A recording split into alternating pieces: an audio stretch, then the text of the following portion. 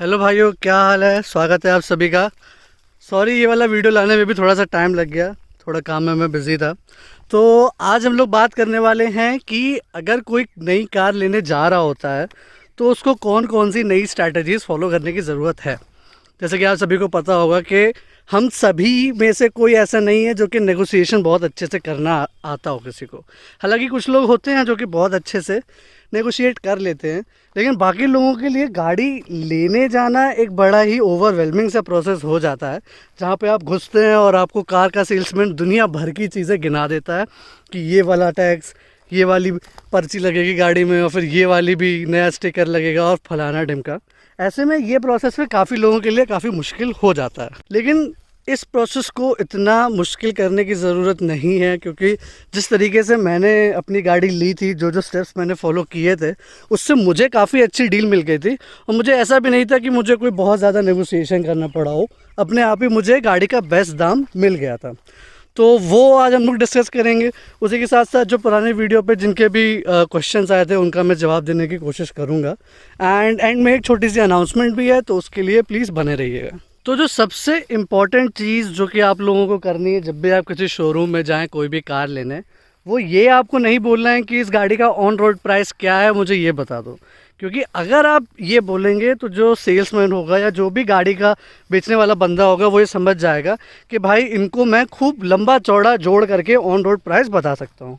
क्योंकि on road price में केवल यही इंक्लूड नहीं होता है, जैसे कि एक शोरूम आरटीओ या इंश्योरेंस, उसमें वो जितनी चीज़ें और चाहें एक्स्ट्रा एक्सेसरीज या जो भी हो गई वो सब भी इंक्लूड कर सकते हैं। तो इसीलिए जब भी आप शोरूम में जाएं आपको सीधा बस ये बोलना है कि भाई इस गाड़ी का एक शोरूम प्राइस कितना है, और उसके साथ साथ ये गाड़ी आरटीओ और इंश्योरेंस मिला के कितनी सस्ती मुझे पड़ेगी।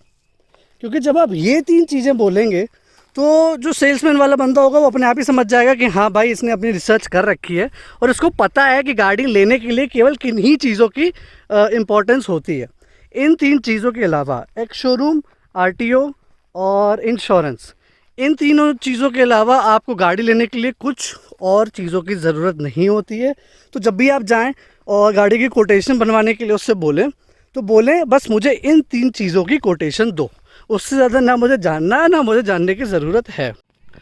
इसी के साथ साथ एक ट्रिक और है कि जैसे मान लो आपको शोरूम से आरटीओ का या इंश्योरेंस का क्या कहते हैं पैसा नहीं देना, आप चाहते हैं कि आप अपना अलग से जाके इंश्योरेंस से आरटीओ कराना चाहें तो आप वो भी करा सकते हैं। आप बस शोरूम से गाड़ी का एक शोरूम प्राइस पूछ के आइए और फिर आप अपने आरटीओ में जाइए और आरटीओ में जा करके अपना आप ये बोलिए कि भाई मेरी इस मेक की गाड़ी है, इसका मुझे आरटीओ कराना है, आप बताइए कि कितना खर्चा आएगा। And let me tell you, on an average वो जो भी खर्चा होगा वो शोरूम वाले खर्चे से आपको कम ही पता चलेगा। ऐसा नहीं होगा कि शोरूम में मतलब कम ले रहा हो और आरटीओ में ज़्यादा ले रहा हो, जबकि हमेशा यही होगा कि आरटीओ में जब आप खुद जाके पता करेंगे तो आपका आरटीओ का प्राइस कम ही होगा। ये मैं अपने एक्सपीरियंस से ही बता रहा हूँ। हालांकि मैंने केवल कन्वीनियंस के मारे ही शोरूम से लिया था, ऐसी कोई वो बड़ी बात नहीं थी। और तीसरी चीज़ ये होती है कि जैसे कई लोग बोलते हैं कि आपको इंश्योरेंस भी शोरूम से ही लेना चाहिए क्योंकि क्लेम लेने में आसानी मिलती है, ऐसा कुछ। लेट मी टेल यू, ऐसी कोई वो बात नहीं है। अगर आप ये पता कर सकते हैं कि मारुति सुजुकी वाले किसका इंश्योरेंस ले रहे हैं, कि अगर आपका डीलरशिप जो है वो कौन सी कंपनी का इंश्योरेंस यूज़ कर रहा है, तो आप जा करके सीधा बैंक से या किसी भी इंश्योरेंस सर्विसेज से सीधा इंश्योरेंस अपने खुद ही ले सकते हैं। आप शोरूम को एलिमिनेट करें, अपना जाके इंश्योरेंस खुद ही लें। और हाँ, कोई भी अगर आपको डीलरशिप ये बोलती है कि आपको 5 साल का इंश्योरेंस पूरा लेना है, तो नहीं, ये कोई ज़रूरी नहीं होता। आप चाहें तो 3 साल का थर्ड पार्टी और उसी 3 साल में 1 साल का फर्स्ट पार्टी भी इंक्लूडेड इंश्योरेंस ले सकते हैं। उससे ये होता है कि आपकी जो गाड़ी की फाइनल जो कॉस्ट होगी, जितने में आप गाड़ी ले रहे होंगे, वो आपको कम पड़ेगी। And let me tell you, यही ही मेन ऑब्जेक्टिव है उस चीज़ का। अगर आप गाड़ी लोन पे ले रहे हैं, अगर आप वैसे गाड़ी पेमेंट पे भी ले रहे हैं तब भी आपके लिए सही ही रहेगा, क्योंकि at the end of the day आपको गाड़ी की जो पूरा ऑन रोड प्राइस बन के आ रहा है वो जितना कम से कम आप करा सकते हैं उतना ही आपको कराने की ज़रूरत है, क्योंकि वो ओवर द टाइम बढ़ेगा ही। अगर आपको गाड़ी आज 10,000 महंगी पड़ रही है तो 5 साल बाद ब्याज लगने के बाद वो 10,000 और बढ़ के कई ज़्यादा महंगे हो जाएंगे। और हाँ, एक चीज़ जिससे आपको हमेशा बचना है वो है कि जैसे ही आप गाड़ी लेने जा रहे हैं उसी के ही टाइम पे आप एक्सेसरीज़ भी उसी ही गाड़ी के ऑन रोड प्राइस में इंक्लूड करा लें। ये चीज़ आप कभी भी मत कराइएगा, क्योंकि जैसे मान लीजिए आपने वही 10,000 की एक्सेसरीज़ आपके गाड़ी के ही प्राइस में ऑन रोड प्राइस में इंक्लूड करा के ले ली, तो वो फिर आपको ओवर द लॉन्ग रन बहुत महंगी पड़ेंगी। इसलिए अच्छा हमेशा यही रहेगा कि आप जब गाड़ी ले लें उसके बाद फिर जब आप गाड़ी चला लें थोड़े टाइम बाद और फिर उसके बाद जब आपको जो सी भी एक्सेसरीज़ की ज़रूरत पड़े तब आप उसको इंडिविजुअली ही फ़िट कराएं। अगर शोरूम आपका ये बोलता है कि नहीं भाई, आपको अगर आप बाहर से एक्सेसरीज़ लगाएंगे तो आपकी वारंटी ख़त्म हो जाएगी, ये हो जाएगी, देन आपको उस चीज़ की कोई चिंता करने की ज़रूरत नहीं है, बिकॉज़ ऐसा कुछ नहीं होता है। हाँ, अगर आप जैसे इलेक्ट्रॉनिक्स से कुछ भी काम करवाना चाहते हैं, जैसे मान लीजिए आपको सेंट्रल लॉकिंग लगवानी है या फिर आपको अगर स्पीकर वगैरह का कोई इलेक्ट्रॉनिक्स वाला काम करवाना है, तो आप उस चीज़ को उधर से करा सकते हैं शोरूम से, ऐसे ही कि मतलब जिसमें भी हल्की सी भी कुछ भी वायर कटिंग होनी है। बाकी अगर आप प्लग एंड प्ले वाला काम जिस भी जगह होना है आप उसको आराम से बेफिक्र होके आफ्टर मार्केट करा सकते हैं। बस यही आपको ध्यान रखना है कि वायर कटिंग जिस भी काम में हो उसे आप शोरूम में बंदे के सामने ही कराएं, ताकि आपकी वारंटी की कोई भी ऐसी प्रॉब्लम ना आए फ्यूचर में। आखिरी में टू समिट अप, आपको मैं पूरा लाइक प्रोसेस एक बार फिर से रिपीट कर देता हूँ। आपको जब भी शोरूम जाना है तो आपको केवल 3 चीज़ें पूछनी है, एक शोरूम, आरटीओ और इंश्योरेंस। और अगर आप चाहें तो इंश्योरेंस 3 साल का भी ले सकते हैं, उसमें से आप 3 साल में से भी बस 1 साल का फर्स्ट पार्टी ले सकते हैं। तो ऐसा ही करने से आपकी जो ऑन रोड प्राइस होगी गाड़ी की काफ़ी कम होके आ जाएगी। अगर आप और कम करवाना चाहते हैं तो आप केवल गाड़ी का एक्स शोरूम प्राइस पूछ सकते हैं शोरूम से, और उसी के साथ साथ अगर आप आरटीओ बाहर से कराना चाहें तो वो भी आप करा सकते हैं खुद से, और अगर आप इंश्योरेंस भी कराना चाहें खुद से तो वो भी आप करा सकते हैं। और अगर कोई भी डीलर ये बोलता है कि नहीं भाई आपको शोरूम से ही लेना पड़ेगा या शोरूम के अलावा ही कहीं नहीं होगा, तो जो भी सर्विसेज की वो बात कर रहा हो, जैसे वो बोल रहा हो कि आरटीओ आपको शोरूम से ही लेना होगा, तो आप आरटीओ में ही जाके ये चीज़ एकदम सीधा पता कर सकते हैं कि शोरूम भैया वाला ऐसा बोल रहा है कि हमको वहीं से ही लेना पड़ेगा। लेकिन नहीं, ऐसा नहीं होगा, आरटीओ वाला आपको सीधा बता देगा, आप खुद से भी करा सकते हैं। दूसरी चीज़, इंश्योरेंस वाले से भी आप यही बात बोल सकते हैं कि वो हमसे बोल रहा है कि इंश्योरेंस आपको यहीं से ही होना होगा, तो इंश्योरेंस वाला खुद ही मतलब आपके लिए आके खुद बहस झगड़ करके जो भी करना होगा खुद आपका इंश्योरेंस करा के निकलवा लेगा गाड़ी, आप उसकी टेंशन लेने की ज़रूरत नहीं है। ये मेथड इसलिए भी बहुत फ़ायदे होता है क्योंकि आपको यहाँ पे खुद कुछ करने की ज़रूरत नहीं है। आपको बस जो भी पार्टी से आप डील कर रहे हो उसको जाके बताना है कि भाई मुझे मतलब शोरूम वाला ऐसा बोल रहा है और गाड़ी निकलने की प्रॉब्लम हो रही है, बताओ आपका इंश्योरेंस लेना है तो आपको भैया का इंश्योरेंस करना है, तो आप आइए और मतलब हमारे लिए इंश्योरेंस करा के दे जाइए। तो ये थे कुछ टिप्स एंड ट्रिक्स जिनका आप यूज़ करके बहुत सस्ती सी गाड़ी ले सकते हैं। और अगर आपके कोई भी सवाल हो इससे रिलेटेड तो आप मुझे बताइएगा। मैंने इन्हीं चीज़ों का यूज़ करके गाड़ी ली थी।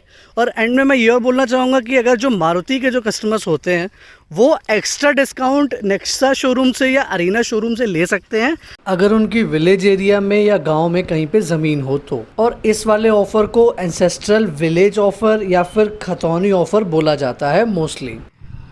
और ये जो खतौनी वाला डिस्काउंट जो है वो आपको मारुति के ओरिजिनल ऑफ़र वाले डिस्काउंट के साथ और कॉर्पोरेट वाले डिस्काउंट के साथ अलग ही मिलेगा, उसमें से जुड़ के ये नहीं आता। एंड नेक्स्ट चीज़ जो आपको एक और चीज़ मिल सकती है वो एक्सचेंज ऑफ़र। एक्सचेंज ऑफ़र जैसे मान लीजिए आपके पास पुरानी गाड़ी है और मतलब आप पुरानी गाड़ी एक तरीके से बेचना भी नहीं चाह रहे हैं, तो उसमें भी एक एक्सचेंज ऑफ़र अवेल करने का एक तरीका है। आप अपने ही किसी फैमिली मेम्बर के नाम पे वो वाली गाड़ी वो करा दीजिए, क्या बोलते हैं, ट्रांसफ़र करा दीजिए आरटीओ में जा कर के, और उसकी रसीद आप ला कर के शोरूम को दिखा दीजिए। उसमें ये हो जाएगा कि हाँ देखिए आपने गाड़ी ट्रांसफ़र कराई है, तो उसके बलबूते पे भी आप एडिशनल एक्सचेंज ऑफ़र का जो वो है फ़ायदा वो ले सकते हैं। तो ऐसे वही है कि आपके मतलब बोनस ऑफ़र जुड़ते जाएंगे और आपकी गाड़ी काफ़ी ज़्यादा सस्ती होती चली जाएगी। हाँ, तो फाइनली अब मैं ये बोलना चाहूँगा कि मैंने एक नया चैनल खोला है रोडर के नाम से। वो चैनल मैंने इसलिए खोला है बिकॉज़ ये वाला जो चैनल है ये बहुत ही व्लॉग वाली स्टाइल में चैनल है, एंड मैं अगर चाहूँ भी तो मैं इस पर डेली न्यूज़ कवरेज या इंपॉर्टेंट स्टोरीज़ जो ब्रेकआउट होती हैं उनको मैं कवर नहीं कर पाता हूँ, बिकॉज़ यूजुअली इस पर काफ़ी लंबे वीडियो होते हैं। उसमें अगर कोई भी मैं स्टोरी को इतना लंबा खींचूँगा तो उसको देखने का कोई पर्पस फिर डिफीट हो ही जाता है। तो मैं इस चैनल को प्रॉपरली व्लॉग वाले फॉर्मेट में ही रखना चाहूँगा जिसमें डिटेल से आपको कार के ही रिव्यूज़ वगैरह मिल सकें। लेकिन जो न्यूज़ वगैरह होगी वो मैं दूसरे वाले चैनल पे अपलोड कर दूंगा, रूडर पे।